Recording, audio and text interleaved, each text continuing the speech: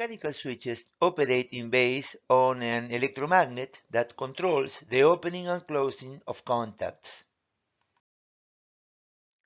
Neat, huh? I have to say that the drawing comes from another website, but I have to implement a lot of changes, so I doubt it is a copyright infringement. And I have to say that mine is a nicer animation. Anyways, the animation shows that when the coil is energized, the switch changes state. And when the coil is de-energized, the springs makes the switch change state again. The relay is a device that is working in two separated circuits. One circuit controls the coil and the other circuit the load of the light bulbs. The coil circuit is working at a safe, very low voltage, and the circuit loaded with the light bulbs at a danger level of voltage. With a bit of imagination and manipulation, we can go from a graphic representation, sort of literal, to the symbolic representation of electrical schematics.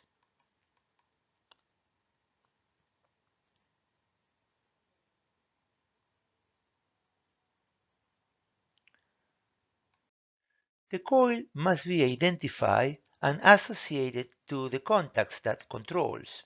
By identifying the loads, we end up with the electrical schematic of the simple animation at the beginning of the presentation.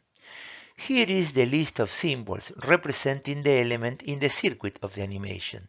In control circuits, the list of symbols is a reference that very seldom will be present. The symbols are known, and unless there is a special symbol, most of the time it is understood that the electrician knows their meaning. Contactors work under the same principle. They are relays for heavy electrical loads.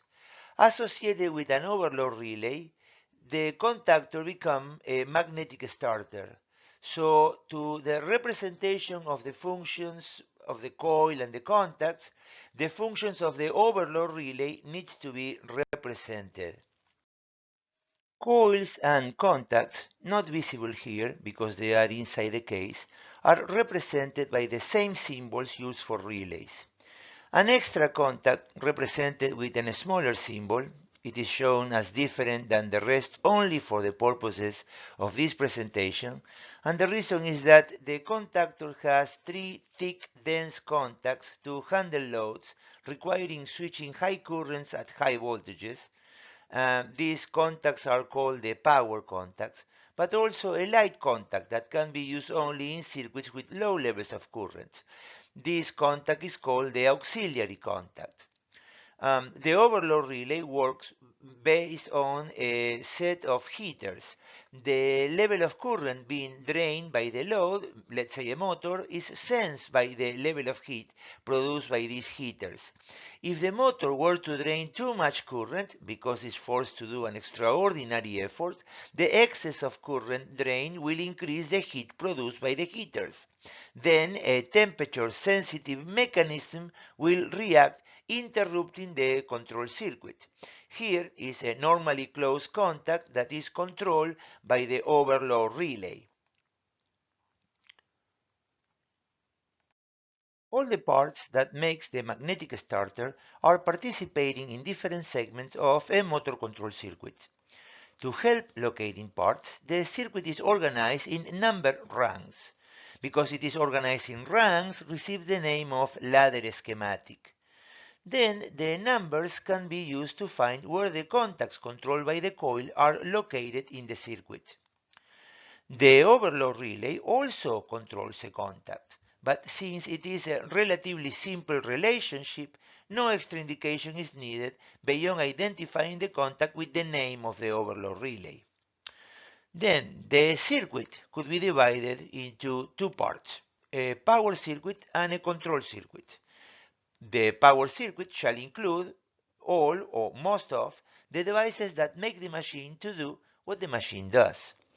The control circuit is made by all the components driving those devices. In the case of this example, the motor runs the machine, so the motor is in the power circuit, and the magnetic starter controls the motor, turning it on and off, so the starter's coil is in the control circuit.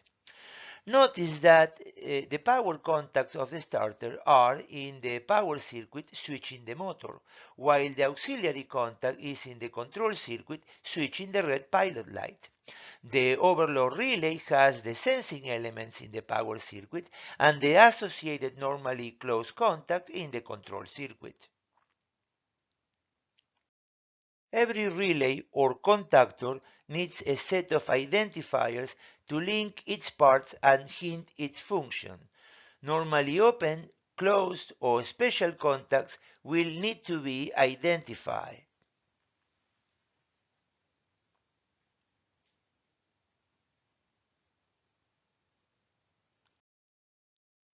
As in the case of this fragment from the blueprint assigned in this module homework, CRM is the master control relay.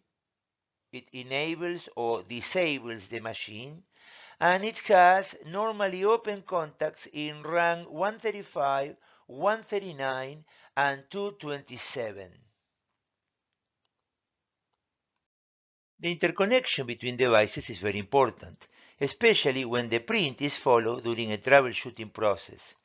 Then, identifying terminals and wires is critical. For example, PV3, PV4, and terminal 4 of CRM are connected with wires identified as 1342. So, it is expected that terminal 7 and B of CRM are connected together, as well as of the free terminals of PV4, the terminal not connected to 1342, and to one of the terminals of the white pilot light. These four terminals are connected with wires identified 1343. The RC block connected across CRM is called an RC network or surge suppressor or spark killer. It is meant to absorb the spike produced by the coil of the relay when disconnected, protecting the associated contact from the deteriorating effect of the sparking that such a spike produces. Regardless the apparent connection in the print, it is evident for the electrician building the panel that this device will be connected directly to terminals B and A of CRM, and since it carries its own wire, no identification is needed. The RC block is just hanging connected across the coil of the relay. It can be seen that in this print, as in any print, there is an important quote of insight for part of the electrician reading the print. It is needed to know devices and to understand issues related to building circuits. Let's see in some details one of these symbols that seems to have several parts spread in the ladder. PV2 push button is topped with a curved trace that is an indication of a large type of button called mushroom head. The beak indicates that once pressed, the push button will remain pressed until manually released. It is said to be mechanically locked. The push button has two contacts, normally closed and normally open. They operate simultaneously since they are driven by the same mechanism. Also, a red pilot light seems to be linked. So the broken line indicates in one hand that the contacts move together, and in the other hand that the pilot light is contained in the same device. This is a device that corresponds to the symbols. Mushroom head, mechanically locked, normally closed and normally open contacts that work together, and a pilot light contained in the device. And although both are pilot lights, one is listed as PV2 because it is inside the push button, and the other as LT1 because it's just a little light standing by itself.